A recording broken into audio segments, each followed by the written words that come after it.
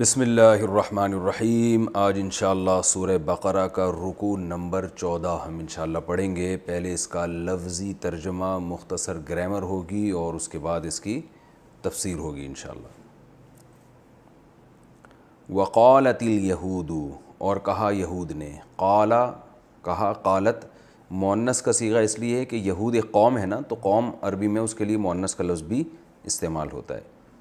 وقالت الیہود، کہا یہود نے، لیست النصارى، لیسا کا معنی ہوتا ہے نہیں، یہ کئی دفعہ آ چکا ہے، اور لیست یہ مؤنث کا لفظ ہے، ٹھیک ہے نا، تو نصارہ عیسائیوں کو کہتے ہیں، یہ بھی ایک قوم ہے، تو لیسا کے بجائے لیست کا لفظ آیا۔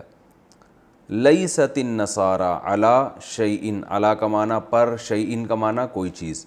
یہود نے کہا کہ نصارہ کسی بھی چیز پر نہیں ہے۔ یہ محاورے کے طور پہ کہا جاتا ہے جب کسی کی کوئی بھی حیثیت ہی نہ ہو، سرے سے ہی باطل ہو، تو اسے کہا جاتا ہے کہ تم کسی بھی چیز پہ نہیں ہو، یعنی تمہاری کوئی حیثیت ہے ہی نہیں، تمہاری کوئی بنیاد ہی نہیں ہے۔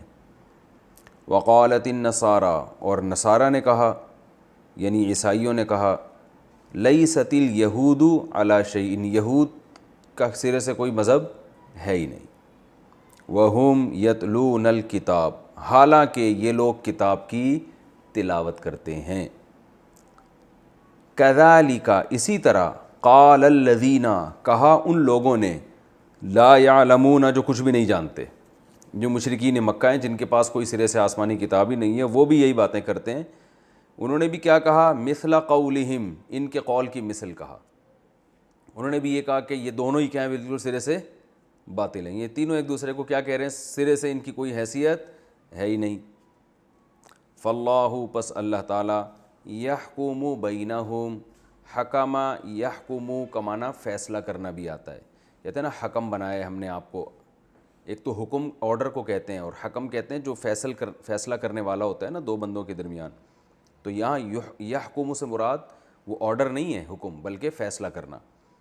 پس اللہ تعالیٰ یحکم بینہم، فیصلہ کرے گا ان کے درمیان، یوم القیامت، قیامت کے دن، فی ما، ان چیزوں میں، کانوا فیہ، جن چیزوں میں تھے یہ لوگ، یختلفون، اختلاف کرتے، جو ان کا تینوں فریقوں کا آپس میں اختلاف چل رہا ہے نا، اللہ قیامت میں ان کو بتا دے گا کون ٹھیک تھا۔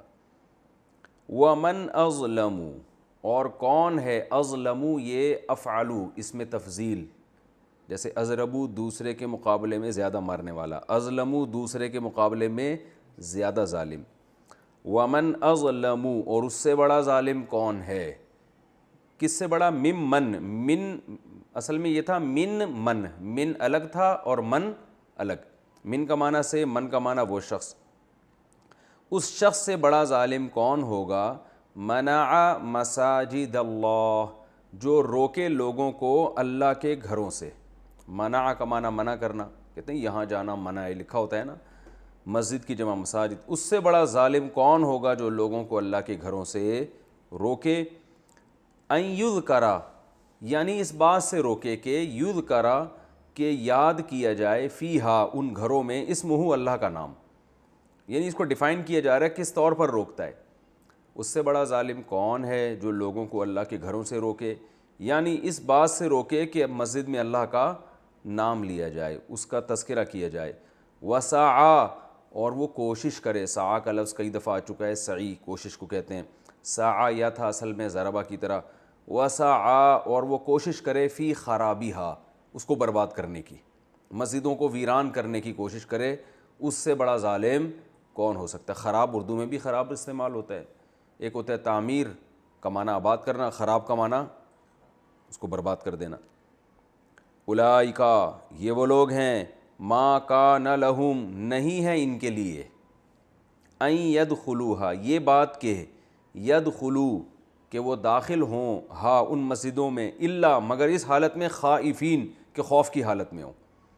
ایسے لوگوں کی اصل سزا دنیا میں یہ ہے کہ مسجدوں میں داخل ہوں خوف کی حالت میں۔ تفسیر میں انشاءاللہ میں اس کی ڈیٹیل بتاؤں گا۔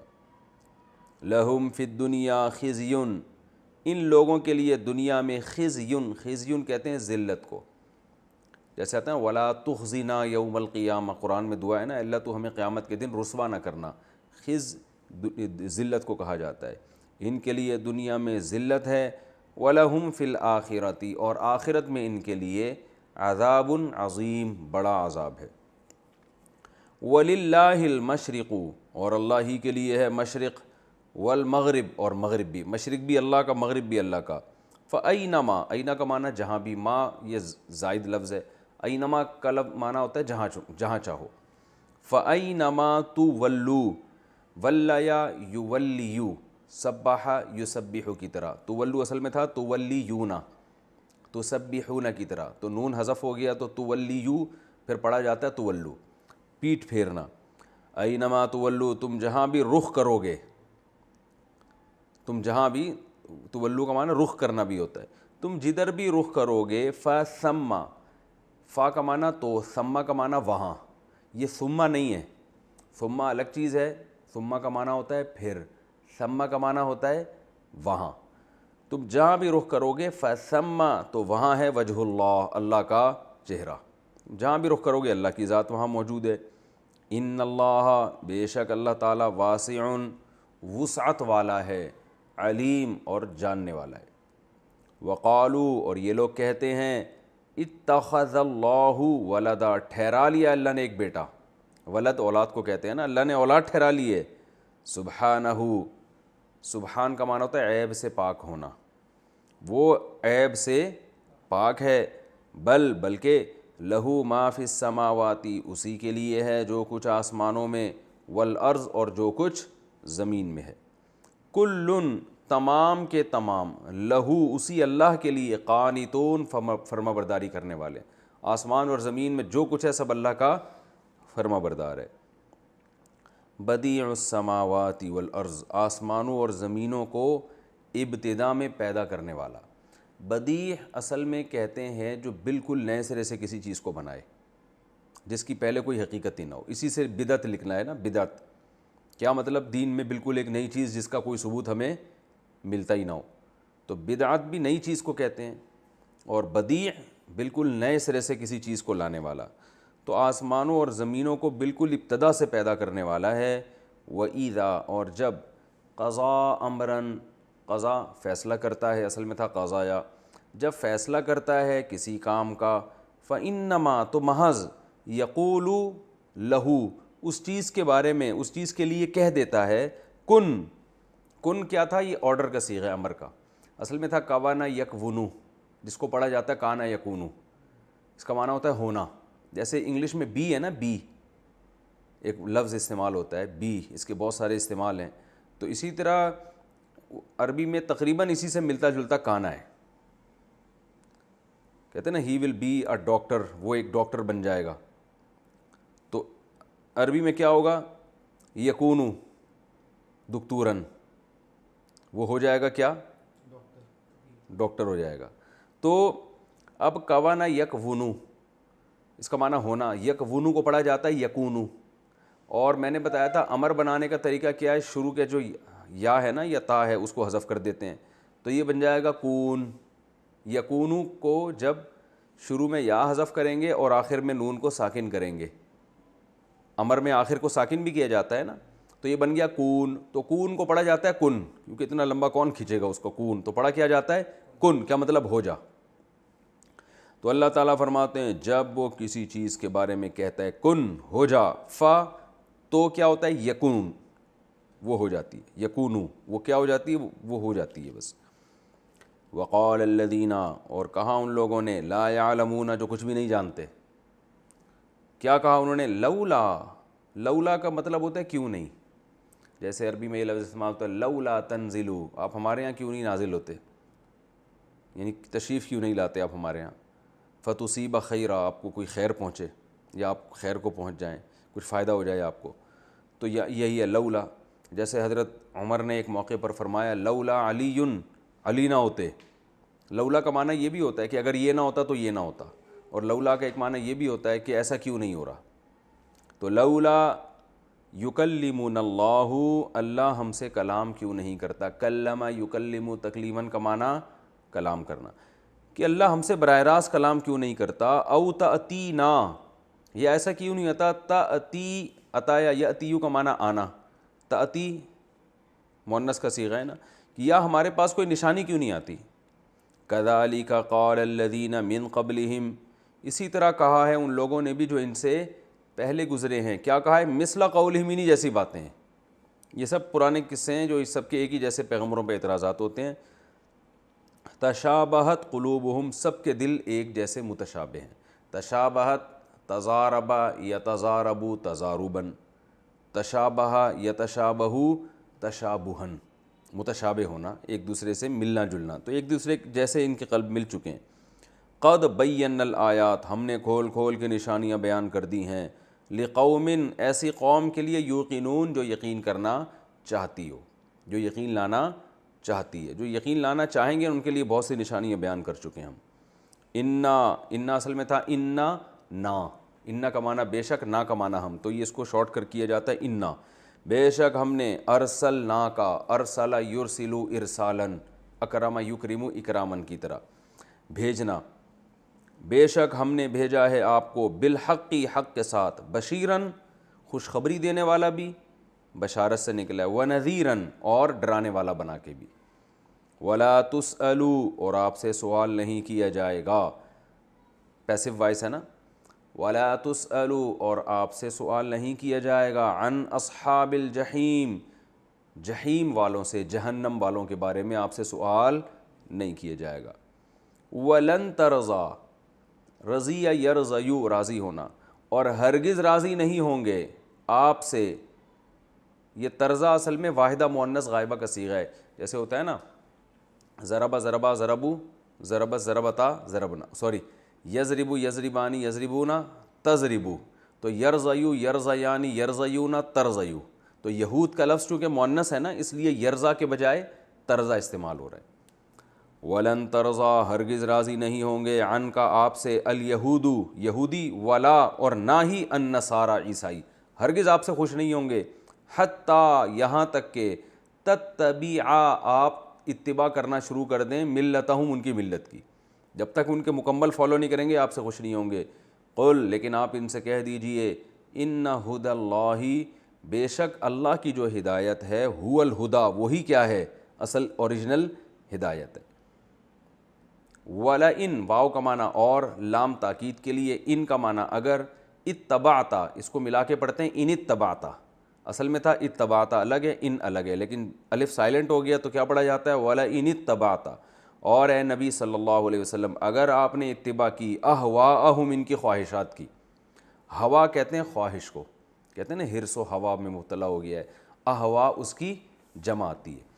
اگر آپ نے ان کی خواہشات کی پیروی کی، بعد الذی، بعد اس کے کہ، جاءک، آپ کے پاس آ چکا ہے، من العلم، یعنی علم، آپ کے پاس علم بھی آ گیا، اس کے باوجود آپ نے ان کی خواہشات کی پیروی کی، ما لکا، نہیں ہوگا، لکا، آپ کے لیے، من اللہ، اللہ سے، من ولی، کوئی بھی دوست، ولا نصیر، اور نہ کوئی مددگار ہوگا. یعنی کوئی بھی ایسا جو آپ کو اللہ کے عذاب سے بچا لے، کوئی بھی آپ کے پاس ایسا نہیں ہوگا اگر آپ نے علم آنے کے بعد بھی ان کو فالو کیا. الذین، وہ لوگ، آتیناہم الکتاب، جن کو ہم نے کتاب دی ہے، یتلونہ، وہ تلاوت کرتے ہیں اس کتاب کی، حق تلاوتہ، جیسے کہ تلاوت کا حق ہے. اولئک یؤمنون بہ، یہ لوگ ہیں جو ایمان لاتے ہیں، بہ، اس کتاب پر بھی، قرآن پر بھی یہی لوگ ایمان لاتے ہیں. ومن یکفر بہ، اور جو اس قرآن کا انکار کرے گا، جو اللہ کی کتاب کا انکار کرے گا، فاولئک ھم الخاسرون، یہی لوگ ہیں اصل خسارے والے. یہ تو اس کا لفظی ترجمہ ہو گیا. میں اس کی تھوڑی تفصیل بتاتا ہوں. ایک دفعہ یہود و نصارہ جمع ہوئے تو ان کے جب آپس میں بحث ہوتی تھی نا تو یہ حد سے تجاوز کرتے تھے. اصولی طور پر عیسائی لوگ جو تھے وہ یہود کے مذہب کو فی نفسی ہی درست مانتے تھے، کیونکہ وہ مانتے تھے کہ تورات اللہ کی کتاب ہے، حضرت موسیٰ علیہ السلام بھی سچے پیغمبر ہیں، اور حضرت عیسیٰ علیہ السلام نے آ کے حضرت موسیٰ کی شریعت کو ختم بھی نہیں کیا تھا، بلکہ اس میں تھوڑی سی چینجنگ ہوئی ہے، باقی وہی شریعت باقی تھی. لیکن جب آپس میں دشمنیاں ہوتیں تو جیسے آج بھی آپ نے دیکھا ہوگا بہت سے لوگ جب آپس میں دشمنی کرتے ہیں تو جتنا جس کو مقام دینا چاہیے نا وہ بھی نہیں دیتے، بلکہ حد سے تجاوز کرتے ہیں. تو یہ بھی بعض دفعہ کیا ہوتے تھے، آپس، سب نہیں تھے، کچھ لوگ مل کے جب ان کے مناظرے ہوتے ہیں، بحثیں ہوتی، تو سامنے والے کو نیچا دکھانے کے لیے حد سے تجاوز کرنا شروع کر دیتے تھے۔ تو اسی قسم کا ایک واقعہ ہوا تھا جس پر اللہ تعالیٰ نے ان کی مذمت بیان کی۔ فرمایا یہود یہ کہتے ہیں کہ عیسائیوں کی کوئی سرے سے اوقات ہے ہی نہیں، حالانکہ غلط کہتے ہیں، کیونکہ تورات میں حضرت عیسیٰ علیہ السلام کی خوشخبریاں موجود ہیں۔ تو جو تورات پر ایمان لائے گا وہ حضرت عیسیٰ پر ایمان لائے گا اور عیسائی مذہب کو بھی درست قرار دے گا کہ فی نفسی وہ مذہب درست ہے۔ وہ الگ بات ہے کہ اب اس پر عمل منسوخ ہو چکا ہے۔ نبی صلی اللہ علیہ نیا نبی جب آتا ہے صلی اللہ علیہ وسلم تو ان کے آنے کے بعد پرانی شریعت منسوخ ہو جاتی ہے، لیکن اس کو یہ کہنا ہے کہ سرے سے اس کی کوئی حیثیت ہے ہی نہیں۔ اب بھی عیسائی مذہب میں کچھ چیزیں بالکل درست ہیں۔ عیسائی مذہب میں جو انجیل کی تعلیمات ہیں آج بھی اس میں زنا کو حرام قرار دیا گیا ہے، اور اس میں بہت ساری باتیں ہیں جو اسلام سے میچ کرتی ہیں، جو حضرت عیسیٰ کی۔ اب آپ کہیں کہ عیسائی مذہب میں سرے سے کوئی بات درست ہی نہیں ہے تو یہ غلط بات ہو جائے گی نا۔ جتنی بات غلط ہے اس کو تو بیان کیا جائے گا، جو صحیح ہے اس کو صحیح کہا جائے گا۔ تو اللہ نے فرمایا کہ یہ لوگ آپ اتنے غالی ہیں، یہ اسلام کہاں سے قبول کریں گے؟ یہ تو آپس میں حد سے تجاوز کرتے ہیں، افراط و تفریط سے کام لیتے ہیں۔ تو جو اتنا غالی ہو کہ جو چیز وہ 14ویں کے چاند کی طرح دیکھ رہا ہو اس کا انکار کر رہا ہوگا، تو وہ اے نبی آپ ان لوگوں سے کیا توقعات رکھتے ہیں؟ وہ آپ پر کیسے ایمان لے کر آئیں گے؟ تو اللہ فرماتے ہیں یہود یہ کہتے ہیں کہ نصارہ کی کوئی حیثیت نہیں ہے، ان کی کوئی اوقات نہیں ہے، حالانکہ ان کو پتہ ہے کہ تورات میں حضرت عیسیٰ کی خوشخبریاں ہیں۔ وقالت النصارى، اور ضد میں آ کے عیسائی کیا کہتے ہیں؟ لیست الیہود علی شیء، یہود کی سرے سے کوئی حیثیت ہے ہی نہیں۔ حالانکہ عیسائی کے مذہب میں یہ بات داخل ہے کہ جتنے پہلے پیغمبر ہیں ان سب پر ایمان لانا ہے، تو یہ بھی غلو ہے۔ وَهُمْ يَتْلُونَ الْكِتَابَ، حالانکہ یہ دونوں فریق کتاب کی تلاوت کرتے ہیں۔ کتاب سے مراد آسمانی کتاب۔ وہ جو ہیں یہود وہ تورات کی تلاوت کرتے ہیں جس میں حضرت عیسیٰ کی خوشخبریاں ہیں، اور عیسائی انجیل کی تلاوت کرتے ہیں جس میں تورات کو برحق قرار دیا گیا ہے۔ تو اس کے باوجود یہ اعتدال سے تصاوت کرتے ہیں، اور اللہ فرماتے ہیں چلو یہ تو پھر بھی کچھ جانتے ہیں نا، علم ان کو تو آسمانی کتابوں کا علم ہے۔ یہ جو لوگ ہیں مشرکین مکہ جن کے پاس سرے سے کوئی آسمانی کتاب کا علم ہے ہی نہیں، وہ بھی یہاں بڑے بن جاتے ہیں اور کہتے ہیں تم دونوں بالکل سرے سے غلط ہو، حالانکہ ان کو تو پتہ ہے کہ یہ دونوں آسمانی مذاہب کے ماننے والے ہیں، پیغمبروں کے ماننے والے ہیں، اور پیغمبروں کے واقعات تو ان سے یہ سنا کرتے تھے، یہ تو ہمیشہ ان کو اپنے آپ سے زیادہ پڑھا لکھا مانتے تھے، لیکن ضد میں آ کے یہ بھی کیا کرتے ہیں، بت پرست لوگ بھی سرے سے ان کا انکار کر دیتے ہیں، حالانکہ ان کے پاس تو مشرکین کے پاس تو ککھ بھی نہیں ہے، صحیح ہے نا، کوئی کتاب ہی نہیں ہے سرے سے۔ تو اللہ فرماتے ہیں کذالک قال الذین، اسی طرح وہ لوگ بھی ایسی بات کی انہوں نے، لا یعلمون، جنہیں سرے سے کوئی علم ہے ہی نہیں، انہوں نے بھی کیا کہا، مثل قولہم، انہی یہود و نصارہ جیسا قول، کہ تمہاری دونوں کی کوئی حیثیت سرے سے ہے ہی نہیں۔ تو اللہ فرماتے ہیں ان کو بولنے دیں، اس طرح کی یہ باتیں کرتے ہیں، لیکن فاللہ یحکم بینہم، ایک دن آئے گا کہ اللہ ان کے درمیان فیصلہ کرے گا قیامت کے دن ان باتوں میں جن میں یہ اختلاف کر، اللہ دودھ کا دودھ اور پانی کا پانی کر دے گا۔ تو یہ بتانے سے مقصد ہے افراط و تفریط، کہ یہ غلو کا شکار ہیں لوگ، اور جو غلو کا شکار لوگ ہوتے ہیں ان کے لیے ہدایت پر آنا مشکل ہوتا ہے۔ پھر ایک اور چیز اللہ نے بیان کی کہ اس سے بڑا ظالم کون ہوگا جو لوگوں کو مسجدوں میں آنے سے روکے۔ اب مفسرین نے اس آیت کا مصداق مختلف واقعات بیان کی ہیں کہ کس واقعے کی طرف اشارہ ہے اس میں۔ بعض حضرات کی رائے یہ ہے کہ سورہ بنی اسرائیل کے شروع میں اللہ تعالیٰ نے جو یعنی کچھ اس کی تفصیل وہاں پر انشاءاللہ آئے گی کہ یہود نے جو ہے نا شام پہ قبضہ کیا تھا، اور بیت المقدس پہ عیسائیوں سے بیت المقدس جب چھینا تھا تو وہاں بہت زیادہ قتل و غارت کی تھی۔ تیتس نام تھا اس بادشاہ کا، اور اس کا بنی اسرائیل کے جب پہلا رکوع ہوگا اس میں انشاءاللہ اس کی میں تفسیر بیان کروں گا۔ تو اس وقت بہت زیادہ قتل و غارت کیا کیونکہ انہوں نے عیسائیوں سے مسجد اقصیٰ کو چھینا تھا اس وقت، اور کہا تھا یہ ہمارا قبلہ ہے۔ تو اتنا زیادہ قتل و غارت اور اتنا خوف و ہراس ہوا کہ مسجد اقصیٰ میں نماز بند ہو گئی۔ تو بعض علماء کی رائے ہے کہ اس کے بارے میں ہے کہ بھلا اس سے بڑا ظالم کون ہو سکتا ہے جو لوگوں کو مسجدوں میں آنے سے روکے، اور خاص طور پہ مسجد اقصیٰ کو بند کروانے کا ذریعہ بنے، اور آج بھی دیکھو وہ یہی کچھ کر رہے ہیں۔ بعض حضرات نے کہا اس سے مراد صلح حدیبیہ ہے کہ نبی صلی اللہ علیہ وسلم جب عمرہ کرنے جا رہے تھے مسجد حرام میں تو ان لوگوں نے آپ صلی اللہ علیہ وسلم کو مسجد حرام آنے سے روک دیا، حالانکہ آپ صلی اللہ علیہ وسلم جنگ کے ارادے سے نہیں گئے تھے۔ لیکن یہ عموم ہے ان آیتوں میں۔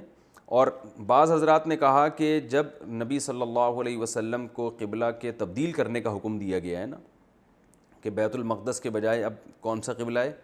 خانہ کعبہ ہوگا. تو اس وقت یہود و نصارہ نے بہت زیادہ پروپیگنڈا کر کے لوگوں کو نماز سے روکا کہ اصل قبلہ تو وہ ہے، یہ والا تھوڑی ہے. تبھی اس میں آگے کی طرف اشارہ بھی ہے کہ اللہ کے لیے مشرق مغرب ہے، اللہ جہاں چاہے جس طرف تمہیں حکم دے دے کہ تم نماز پڑھو، سب جگہ اللہ موجود ہے. یعنی اپنے علم اور قدرت کے لحاظ سے اللہ ہر جگہ موجود ہے. کسی خاص سمت میں کوئی بیت المقدس میں یہ تھوڑی کہ وہاں اللہ تھا تو وہاں نماز ہوگی، اب ادھر منہ کرو گے تو یہاں پر اللہ نہیں ہے. تو اس لحاظ سے تو اللہ ہر جگہ موجود ہے. تو آپ جہاں بھی اللہ حکم دے بس وہاں رخ کر کے نماز پڑھو. تو یہ اگلی آیت میں اس طرف اشارہ بھی ہے. تو اس بیس پر وہ لوگوں کو نماز سے روکتے تھے کہ مسجد حرام کی طرف رخ کر کے نماز نہیں ہوتی. تو ان تمام یہ آیت کے مفہوم میں سب چیزیں داخل ہیں. اور جب اللہ نے الفاظ کو عام رکھا ہے تو اس سے مراد قیامت تک جو بھی لوگوں کو نماز سے اور مسجد میں اللہ کو یاد کرنے سے روکے گا، اللہ کی نظر میں اس سے بڑا ظالم کوئی بھی نہیں ہے. تو اللہ نے فرمایا اس سے بڑا ظالم کون ہے جو لوگوں کو مسجدوں میں آنے سے روکے، یعنی اس بات سے روکے کہ مسجدوں میں اللہ کا نام لیا جائے. اس لیے کہ بعض دفعہ مسجد کو ایک تفریحی پوائنٹ بنا دیا جاتا ہے تو اس میں آنے سے کوئی گورنمنٹ نہیں روکتی. بعض ایسے علاقوں میں بھی مسجدیں ایک تفریحی پوائنٹ بنی ہوئی ہیں. تو اللہ فرماتے ہیں مسجدوں روکنے کا مطلب یہ نہیں کہ آنے سے روکے، بلکہ مقصد وہاں نماز سے روک لے. تو وہاں جو مسجد کا بنیادی مقصد ہوتا ہے عبادت، تو جو بھی مسجدوں میں آنے سے روکے گا یعنی اس بات سے روکے گا کہ اس میں اللہ کا نام لیا جائے اور مسجدوں کو برباد کرنے کی کوشش کرے گا. کیا مطلب؟ مسجدیں آباد نہ ہوں اللہ کی یاد سے. تو اولئک ما کان لہم، ان کی دنیا میں سزا یہ ہے کہ یہ اس میں خوف کی حالت میں داخل ہوں گے، امن کی حالت میں داخل نہیں ہوں گے. تو یہ اللہ نے اس وقت کے جو مشرکین ہیں اور غیر مسلم ہیں ان کو یہ سزا سنائی، اور پھر اللہ نے بتایا کہ یہ اسی کے مستحق ہیں. اور پھر دنیا میں اس پر عمل بھی ہوا کہ جب مکہ فتح ہوا ہے تو یہ سب چھپتے پھر رہے تھے. مسجد حرام مسلمانوں کے قبضے میں آ گئی تو یہ خوف کی حالت میں یہاں آتے تھے کہ کوئی ہمیں قتل نہ کر دے. جس کو نبی صلی اللہ علیہ وسلم نے امان دی وہ بس آ سکتا ہے، باقی نہیں آ سکتے. تو جو ان کی خوف کی کیفیت ہوئی، یعنی جس مسجد حرام سے روک رہے تھے اسی مسجد حرام سے اللہ نے ان کو ہمیشہ کے لیے محروم کر دیا. تو اللہ فرماتے ہیں ایسے لوگوں کو تو سے یہ نعمت چھین لینی چاہیے. اور اس کا مصداق آج کل وہ لوگ ہیں جو مسجدوں میں فرقہ واریت پھیلاتے ہیں اور مسجدوں میں کوئی ایسی تقریریں کرتے ہیں کہ لوگ مسجدوں میں آنا چھوڑ دیں، نفرتیں پھیلانا شروع کر دیں. تو اللہ فرماتے ہیں ان کی بھی اصل سزا یہ ہے کہ ان سے مسجدیں چھین لی جائیں اور ایسے لوگوں کے حوالے کی جائیں جو مسجدوں کو آباد کرنے کا ذریعہ بنے. اللہ فرماتے ہیں لہم فی دنیا خزی، ایسے لوگوں کے لیے دنیا میں بھی رسوائی ہے اور آخرت میں بڑا عذاب ہے. رہا یہ مسئلہ کہ یہود یہ کہتے تھے قبلہ تبدیل کیوں ہو گیا، وہاں نماز منہ کر کے ہوتی ہے یہاں نہیں ہوتی، لہذا اس طرف رخ کر کے نماز کرنے کا کوئی فائدہ ہی نہیں ہے. تو اللہ فرماتے ہیں تمہاری بنائی ہوئی باتیں. وَلِلَّهِ الْمَشْرِقُ وَالْمَغْرِبُ، مشرق بھی اللہ کا ہے اور مغرب بھی. بیت المقدس کی طرف رخ کر کے نماز اس لیے ہو رہی تھی کہ اللہ نے اس کو قبلہ بنایا تھا. اللہ نہ بناتا تو وہاں رخ کر کے بھی نہیں ہوتی. اب جب اللہ نے کعبہ کو قبلہ بنا دیا ہے تو وہاں رخ کر کے ہوگی. تو اللہ کسی خاص جہت کے ساتھ مخصوص نہیں ہے کہ بس ادھر اللہ ہے وہاں نہیں ہے، ایسا نہیں ہے. جہاں اللہ کہے گا وہاں رخ کر کے نماز ادا ہو جائے گی، کیونکہ مشرق بھی اللہ کا مغرب بھی اللہ کا. تو اللہ کو یہ رائٹ ہے کہ کسی بھی جگہ کو اپنا گھر قرار دے سکتا ہے. تو اللہ نے فرمایا تم جہاں بھی رخ کرو گے وہاں اللہ کی ذات موجود ہے. تو علماء کہتے ہیں علم اور قدرت کے لحاظ سے اللہ ہر جگہ موجود ہے. ان اللہ واسع علیم، بے شک اللہ تعالیٰ خوب وسعت والا اور جاننے والا ہے. اسے پتہ ہے کہ کون اس کی رضا کے جذبے سے نماز پڑھ رہا ہے اور کون اپنی باپ دادا کی روایات کو بس قائم رکھنے کے چکر میں ہے. تو جو اللہ کو راضی کرنے کے لیے نماز پڑھے گا 100 بار بھی اللہ قبلہ تبدیل کرے وہ 100 بار قبلہ تبدیل کر دے گا. فقہاء نے یہاں ایک بڑا دلچسپ مسئلہ بیان کیا ہے کہ اگر ایک آدمی جنگل میں ہے اور اسے کچھ بھی پتہ نہیں چل رہا کہ قبلہ کدھر ہے، تو جب نماز کا وقت آئے گا وہ تحری کرے گا. تحری کا مطلب غور کرے گا یار کہاں ہو سکتا ہے. اب سورج بھی نظر نہیں آ رہا، اس کو بادل آئے ہوئے ہیں آسمان پہ. تو علماء کہتے ہیں کہ جب وہ نماز پڑھے گا نا تو جدھر اس کا مائنڈ جا رہا ہے ادھر رخ کر کے نماز شروع کر دے، کیونکہ اب اس کے بس میں اس کے علاوہ کچھ بھی نہیں ہے. اب اس کا مائنڈ اگر چینج ہو گیا نا کہ یار میرا خیال ہے میں غلط سمت میں کھڑا ہوا ہوں، بلکہ قبلہ تو لیفٹ سائڈ پر ہے، تو نماز کے دوران ہی گھوم جائے وہ. پھر اس کا مائنڈ چینج ہوا نہیں یار مجھے لگتا ہے کہ رائٹ سائڈ پہ ہے، تو نماز کے دوران ہی رائٹ پہ ہو جائے. تو چاروں سمتوں میں 2 رکعتیں مکمل کرے گا لیکن نماز اس کی ادا ہو جائے گی. اور اسی آیت سے علماء نے استدلال کیا ہے کہ بھائی اس کے بس میں جو تھا وہ اس نے کر لیا، تو اب 4 اپوزٹ سمت میں بھی نماز پڑھے گا، نماز ہو جائے گی.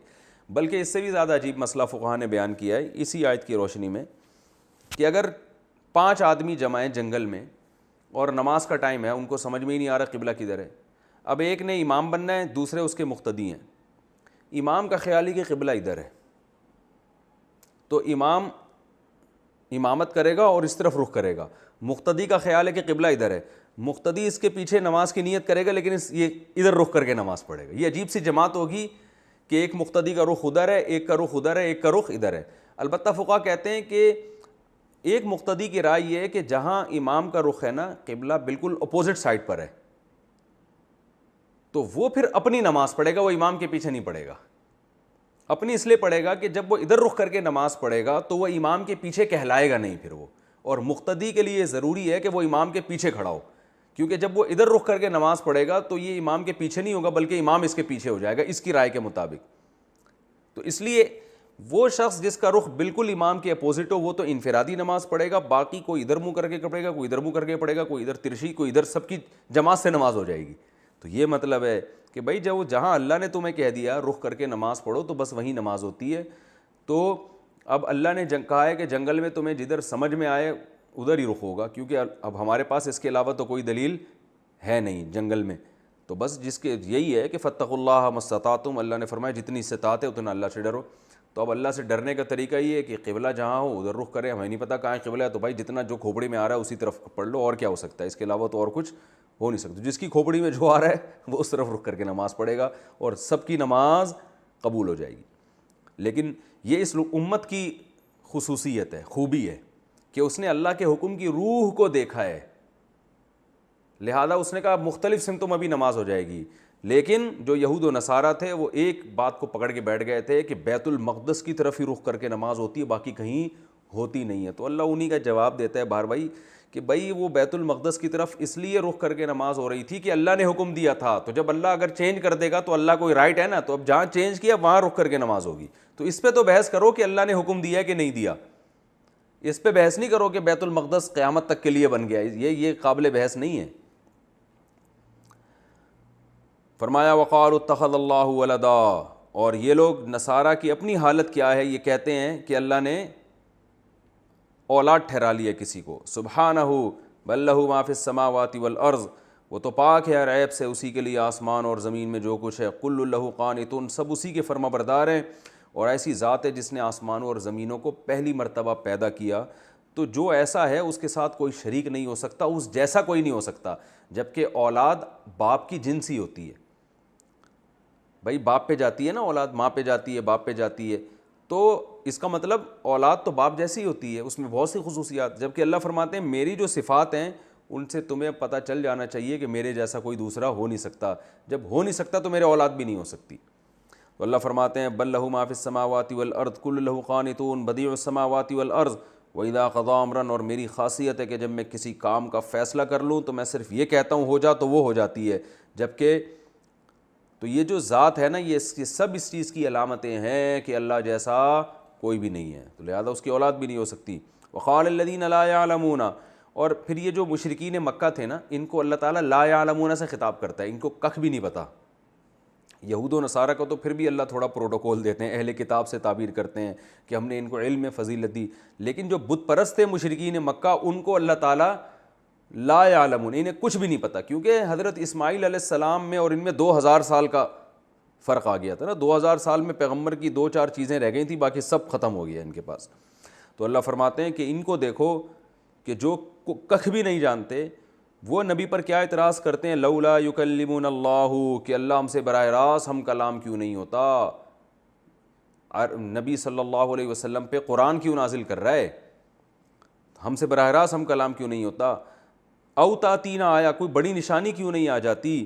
اللہ فرماتے ہیں کذالک، اسی طرح کہا ہے ان لوگوں نے جو ان سے پہلے گزر چکے ہیں، یعنی جتنے پیغمبر دنیا میں آئے سب پر اعتراضات کی نوعیت ایک ہی جیسی تھی، ہر پیغمبر سے اسی قسم کے سوالات کیے گئے ہیں۔ تشابہت قلوبہم، ان سارے جو انکار کرنے والے ان کے دل ایک جیسے ہیں، سب کے اعتراضات ایک جیسے۔ اللہ فرماتے قد بینا الآیات، ہم تو نشانیاں کھول کھول کے بیان کر چکے ہیں۔ یہ کہہ رہے ہیں کہ نشانی نہیں دکھاتے، نشانی نہیں، تو نشانی نہیں، آیا نہیں بلکہ الآیات دکھا چکے ہیں ہم ان کو، وہ معجزے بھی ہیں رسول اللہ صلی اللہ علیہ وسلم کے، اور وہ آپ کے برحق ہونے کے دلائل بھی ہیں جو بکھرے ہوئے ہیں قرآن میں بھی اور دوسرے مواقع پر بھی۔ فرمایا لیکن ان لوگوں کے لیے جو یقین لانا چاہتے ہیں. جو نہیں چاہتے ان کو پھر جتنی نشانیاں دکھا دی جائیں ان کے لیے کوئی نشانی بھی ایسی نہیں ہے جو ان پر اثر کرے. انا ارسلناک بالحق بشیرا ونذیرا. یہ نبی صلی اللہ علیہ وسلم کو تسلی دی جا رہی ہے کہ آپ ان کے اعتراضات سے پریشان نہ ہوں. بے شک ہم نے آپ کو حق کے ساتھ بھیجا ہے. آپ کا کام ہے خوشخبری سنا دینا ان لوگوں کو جو ایمان لائے اور نیک اعمال کریں. ونذیرا، اور آپ کا کام ہے ڈرا دینا ان لوگوں کو جو ایمان نہ لائیں اور نیک عمل نہ کریں. تو آپ سے ان جہنم والوں کے بارے میں سوال نہیں ہوگا کہ یہ کیوں گئے جہنم میں، کیونکہ نبی صلی اللہ علیہ وسلم جب یہ اعتراضات سنتے تھے نا، میں جب تفسیر پڑھتا تھا نا تو میں کہتا تھا یار اللہ تعالیٰ نبی صلی اللہ علیہ وسلم کو قرآن میں اتنی زیادہ تسلیاں بار بار کیوں دیتے ہیں. فَلَعَلَّكَ بَاخِعٌ نَفْسَكَ عَلَىٰ آثَارِهِمْ. قرآن میں آتا ہے کہ اے نبی ایسا لگتا ہے کہ آپ اپنی جان ہی نہ ہلاک کر دیں ان کے پیچھے، آپ اتنے غمزدہ ہوتے ہیں، تو آپ سے سوال نہیں ہوگا ان کے بارے میں. پھر یہاں بھی اللہ نے فرمایا، اور بھی قرآن میں یہ موضوع بار بار آئے گا کہ نبی کو تسلی دی جا رہی ہے کہ آپ فکر نہ کریں.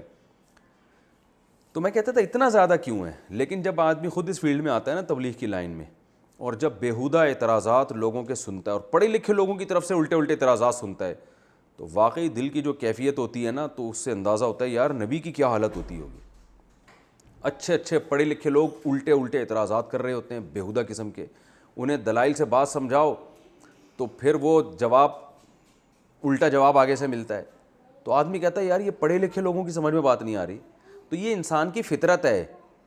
کوئی اگر پتھر کا بنا ہوا اسے تو تکلیف نہیں ہوگی، لیکن اگر مٹی کا بنا ہوا انسان ہے تو واقعی وہ بیہودہ اعتراضات سے انسان ٹینشن میں آتا ہے. تو نبی صلی اللہ علیہ وسلم بھی ان کے اس طرح کے اعتراضات کہ اللہ براہ راست ہم کو بتائے کہ یہ برحق ہیں. وہ بھائی اللہ اگر براہ راست ہر ایک سے ہم کلام ہوگا پھر آزمائش تو ختم ہو گئی نا. وہ تو ایک کو کان سے پکڑ پکڑ کے اللہ ہدایت پہ زبردستی چلاتا رہے گا. تو جیسے وہ ایک ملحد تقریر کر رہا تھا کہ اللہ اگر ہے تو اپنے ہونے کا ثبوت کیوں نہیں دیتا. بھائی اللہ نے بہت سارے ثبوت دے دیے اپنے ہونے کے. اب یہ کہ اللہ زمین پہ اتر کے بتائے میں ہوں، تو پھر تو آزمائش ہی ختم ہو گئی نا. پھر تو ایمان لانے والوں میں اور نہ لانے والوں میں وہ تو آخرت میں سبھی ایمان لے آئیں گے جنت اور جہنم کو دیکھ کر.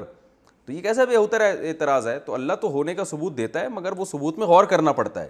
تو شہوت پرست لوگ غور نہیں کرتے، جو عقل مند ہوتے ہیں وہ غور کر کے ایمان لے آتے ہیں. تو اس طرح کے اعتراضات اتنے زیادہ ہوتے تھے تو اللہ نے فرمایا اے نبی ہم نے آپ کو حق کے ساتھ بھیجا ہے، آپ کا کام ہے پیغام پہنچا دینا. آپ کا کام صرف اور صرف کیا ہے؟ پیغام پہنچا دینا. ایمان نہیں لاتے، اعتراضات کرتے رہتے ہیں، یہ آپ کی ذمہ داری نہیں ہے. تو آپ ٹینشن نہ لیں، کیونکہ لا تسألوا عن اصحاب الجحیم، جہنم والوں سے آپ کے بارے میں سوال، جہنم والوں کے بارے میں آپ سے سوال نہیں ہوگے کیوں جہنم میں گئے. آپ سے صرف یہ سوال ہوگا آپ نے میرا پیغام ان تک پہنچایا کہ نہیں پہنچایا. اب ایمان لائیں نہ لائیں یہ آپ کا مسئلہ نہیں ہے. اور ایک اور تسلی کی بات کی کہ یہ جو یہود و نصارہ اعتراضات کر کر کے قبلہ تبدیل ہو گیا تو یہ کیوں ہو گیا، تو یہ کیوں ہو گیا، یہ اتنا زیادہ انہوں نے جو آپ کو ٹینشن دی ہوئی ہے، تو آپ یہ نہ سمجھیں کہ ان کی باتیں آپ مان لیں گے تو یہ خوش ہو جائیں گے آپ سے. یہ بھی ایک تسلی کی بات ہے نا کہ فرمایا کہ لن ترضی عنک الیہود ولا النصارى، یہ اس وقت تک خوش نہیں ہوں گے جب تک ان کو پورا مکمل فالو نہیں کریں گے. یہ آدھے آدھے پہ بھی راضی نہیں ہونے والے. اور ظاہر ہے آپ نے ان کو مکمل فالو کرنا نہیں ہے تو ان کو اپنے حال پہ چھوڑ دیں، بس اللہ کا پیغام پہنچاتے رہیں. اور آپ ان کو واضح بتا دیں ان ھدی اللہ ھو الھدی، ہدایت وہ ہے جو اللہ کی طرف سے ہو. تمہارے کہنے سے سیدھا راستہ متعین نہیں ہوتا، جو جس راستے کو اللہ کہے گا وہ ہے.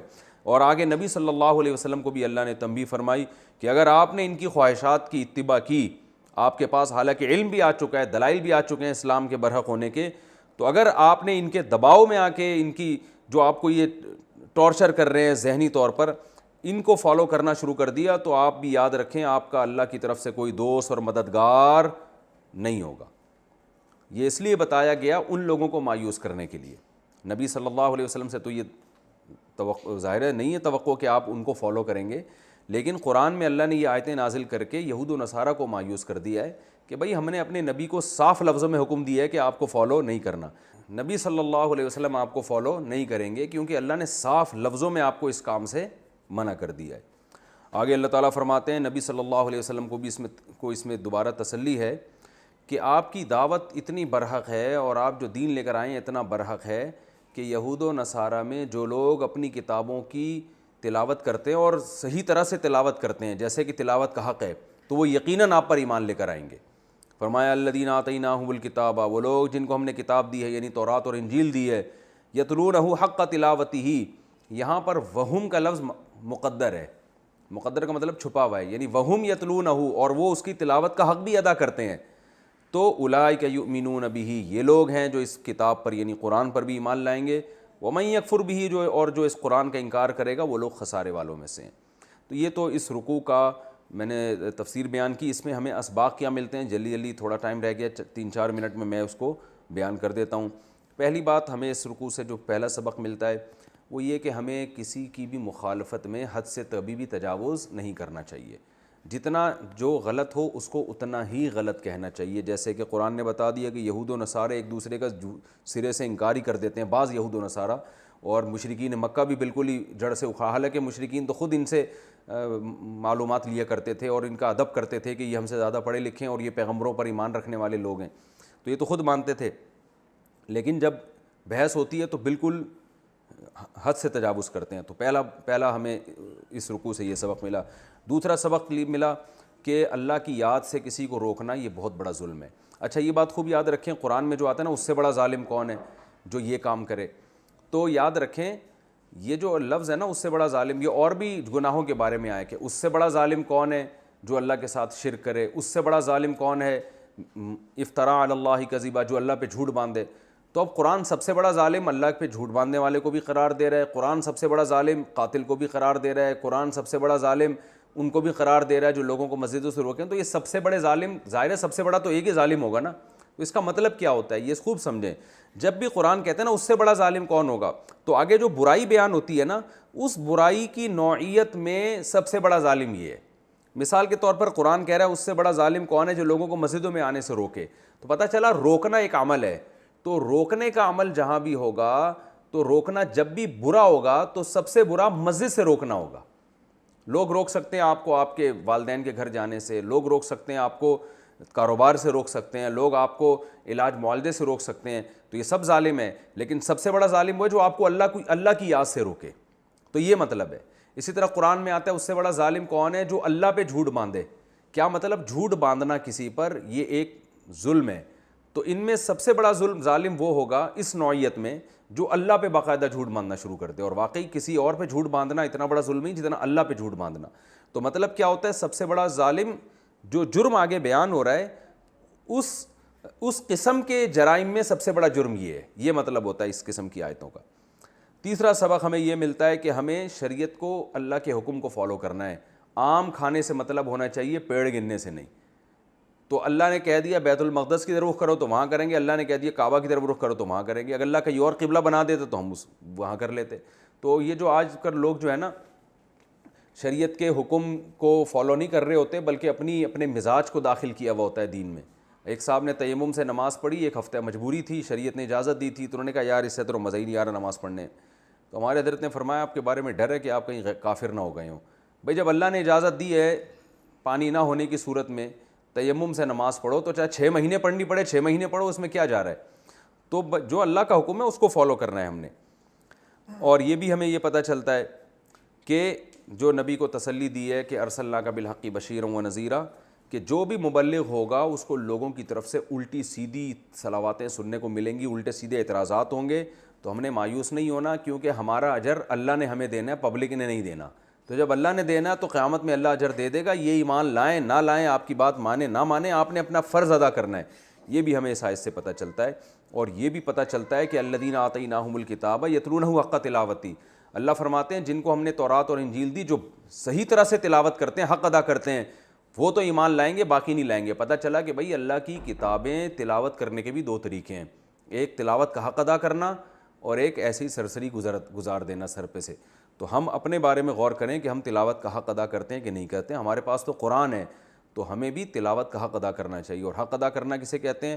خشوع و خضوع کے ساتھ، تجوید کے ساتھ، پھر اس کی تفسیر آپ کے ذہن میں ہو، پھر اس کا مفہوم آپ کے ذہن میں ہو، اور پھر اس پر عمل کرنے کا جذبہ ہو. یہ تمام چیزیں جب تلاوت قرآن سے ملیں گی تو آپ کے لیے حق کے راستے کھلتے چلے جائیں گے. اللہ تعالی ہم سب کو سمجھنے کی، عمل کرنے کی توفیق عطا فرمائے.